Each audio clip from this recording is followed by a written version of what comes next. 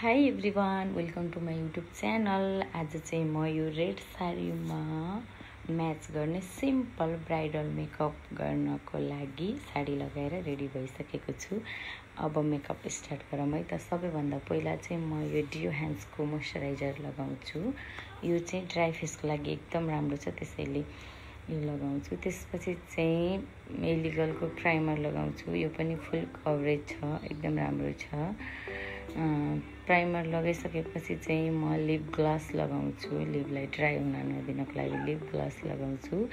Lip gloss लगाइसकेपछि चाहिँ मेरो स्किन टोन अनुसारको कन्सिलरले म यो डार्क सर्कल एरियालाई चाहिँ कभर गर्छु। र कन्सिलर लगाइसकेपछि चाहिँ म फार्मेसी र फिटमीको फाउन्डेसन मिक्स गरेर ब्रसको हेल्पले मजाले फुल फेस र यो घाँटीको एरिया सबैतिर लगाएर ब्लेन्डरले मजाले ब्लेन्ड गर्छु। र मजाले ब्लेन्ड गरिसकेपछि चाहिँ फेरि पनि म एलिगलकै व्हाइट कन्सिलर हाइलाइटर एरियामा लगाएर मजाले यसलाई पनि ब्लेन्ड गरिदिन्छु। ब्लेन्ड गरिसकेपछि चाहिँ बिबी मिलानीको लुज पाउडरले फुल फेसलाई मजाले सेट गर्छु। यो चाहिँ एकदम राम्रो छ है, कभरेज छ। सेट गरेपछि फेभरेट पार्ट भनेको मेरो यो ब्लस हो। ब्लस पनि म मजाले लगाउँछु। ब्लस एरिया सबैतिर ब्लस मजाले लगाउँछु। ब्लस लगाइसकेपछि चाहिँ म यो पाउडर कन्ट्रोलरले फेसलाई कन्ट्रोल गर्छु, नोजलाई कन्ट्रोल गर्छु। मजाले नोज र फेस कन्ट्रोल गर्छु। कन्ट्रोल गरिसकेपछि चाहिँ फर्स्ट टाइम भिडियो बनाएको भएर होला एकदम घबराहट भएर म एकछिन रेस्ट गर्छु। रेस्ट गरिसकेपछि चाहिँ एलिगलको यो सेटिङ स्प्रे म डाइरेक्ट लाउँदिनँ, ब्लेन्डरलाई मजाले भिजाएर ब्लेन्डरको हेल्पले म लगाउँछु। त्यसपछि आइब्रो बनाउँछु। आइब्रो पाउडरले मजाले आइब्रो फिल गर्छु। दुवैतिर मजाले आफ्नो आइब्रो फिल गर्छु। आइब्रो फिल गरिसकेपछि फेरि एलिगलकै व्हाइट कन्सिलरले चाहिँ क्लिन गर्छु, आइब्रोलाई क्लिन गर्छु। क्लिन गरेर चाहिँ सफा ब्रसको हेल्पले त्यसलाई पनि स्मच गरिदिन्छु।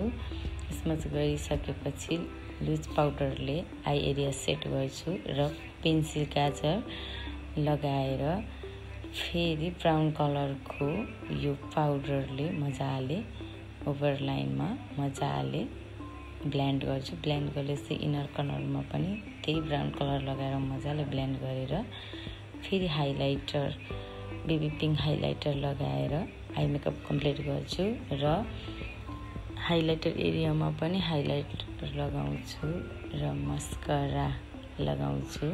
मस्कारा लगाइसकेपछि चाहिँ म यो ग्लासलाई पोछेर चाहिँ लिपस्टिक मरुन कलरको र इटा कलरको लिपस्टिकलाई चाहिँ मिक्स गरेर लगाउँछु। लिपस्टिक लगाइसकेपछि चाहिँ मेरो यो एरियामा हड्डी देखिँदैन, त्यही भएर चाहिँ मैले त्यहाँ पनि ब्लस लगाउँछु, टिका लगाउँछु। टिका लगाइसकेपछि चाहिँ म हेयर स्टाइल गर्छु। हेयर स्टाइल चाहिँ मेरो सिम्पल छ।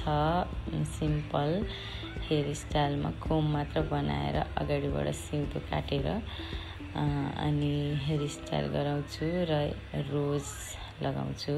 त्यसपछि बेस्ट पार्ट अर्को भनेको सिन्दुर। सिन्दुर बिना त म अधुरो नै छु।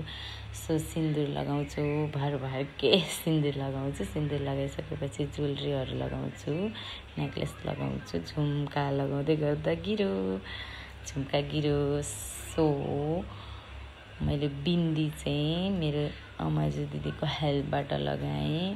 त्यही सेड मिलाएर चुडा पनि लगाएँ, ग्रिन र येल्लो कलर मिलाएर रिङहरू लगाएँ।